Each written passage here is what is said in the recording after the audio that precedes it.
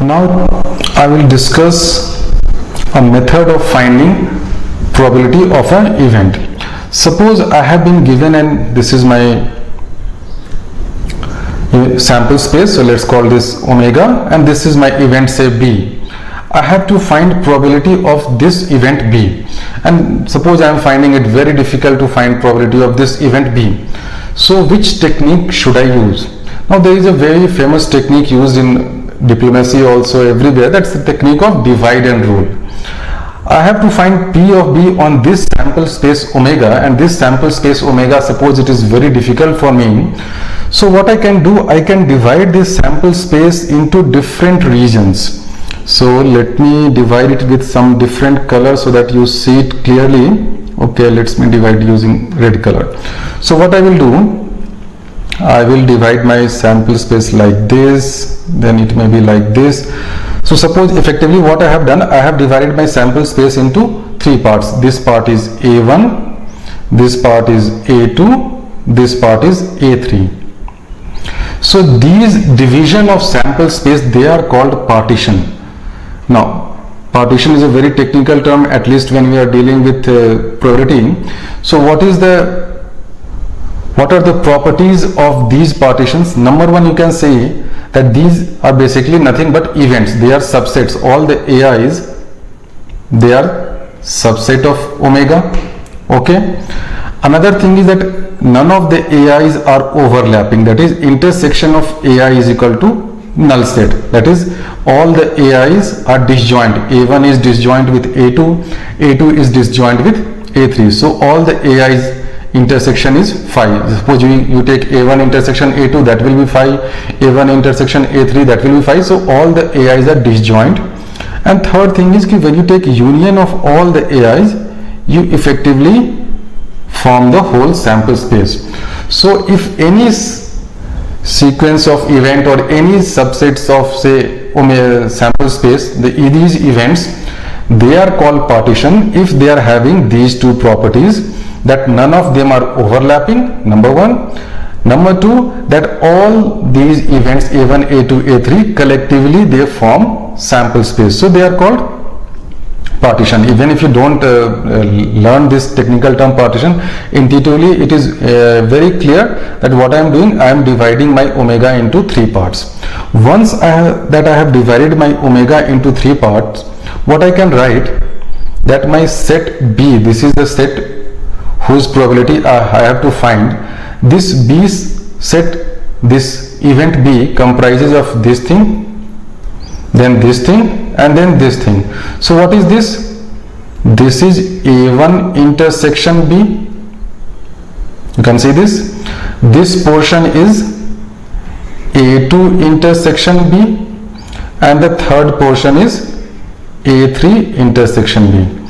So my set B comprises of three sets: A1 intersection B, union A2 intersection B, union A3 intersection B. Okay. Now all these three sets are disjoint sets. Why? Because A1s are disjoints. So this and this A1 intersection B, A2 intersection B, A3 intersection B, they are disjoint sets. So what is the benefit I am getting by working with disjoint sets? Use axiom number 2 of probability, that since these three are disjoint sets, probability of B will be sum of these three probabilities. Okay. So I had my goal of finding this probability of B. I have broken this task into finding the probability of this event, and this event. So using formula of conditional probability, I can say that probability of B given A1 is equal to probability of A1 intersection B divided by probability of A1. So I can use this formula to find probability of A1 intersection B. So I can write probability of A1 intersection B will be probability of A1 into probability of B given A1. So similarly I can write for A2 also, I can write for A3 also, and using these three formulae I can get my total probability that is probability of B. So whatever I have derived and told you, the exactly same thing that is given by a theorem called theorem of total probability. So let's see that theorem. That theorem says, let A1, A2, An be disjoint events. That's why they are partitioned. Disjoint events that form a partition of the sample space. That is, each possible outcome is included in exactly one of the events A1 to An. Exactly the same thing I have told in set theory notation, that intersection of AIs is 5 and union of AIs is omega. That is, each possible outcome has to lie in one of the AIs, that A1, A2 or A3, and it has to lie in only one of the A1, A2 or A3. Why? Because these A1, A2, A3 are disjoint events. They cannot have a common, or they cannot have any intersection. So when you have A1 to An partition and assume that PAI is greater than 0, then only I can talk about this partition. Then for any event B, we have probability of B is equal to this A1 intersection B plus this thing. So probability of A1 intersection B is probability of A1 into probability of B given A1, and similarly for A1 to An. This total probability theorem I proved in the last slide.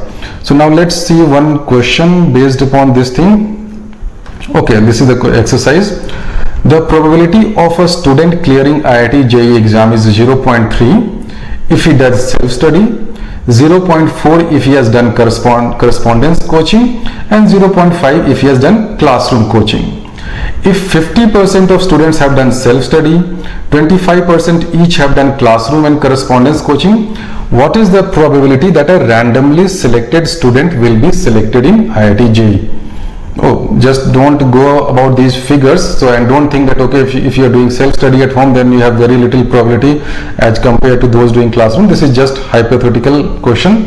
So let me, these three A1, A2, A3 are my partition. So this is 50%, 25%, 25% consist of the sample space of the whole students, the 5 lakh or 10 lakh students who are preparing for IIT JEE. So let A1 be the event of self-study, A2 be the event of correspondence, this one, and A3 be the event of classroom coaching, and let B be the event of selection. So now using total probability theorem, you see I can write that probability of A1 is given 0.5. Why? Because we have been given, based upon whatever data, that empirical data, that 50% of students are doing self-study, 25% are doing correspondence, and another 25% are doing classroom coaching. So probability of A1 is 0.5, A2 is 0.25, and probability of A3 is 0.25. Now this is probability of B given A1, that is probability of success given that you are doing self-study is 0.3, probability of success given that you are doing correspondence is 0.4, and probability of success given that you are doing classroom is 0.5. So now I am picking a randomly selected student out of those 10 lakh students. So what will be the total, that probability?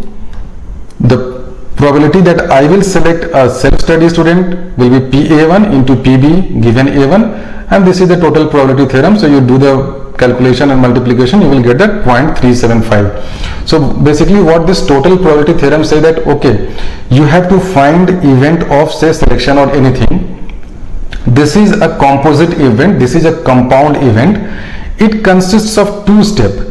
First you have to select a student. Now that student may be A1, A2, A3. So what is the probability that I will select a student belonging to group A1?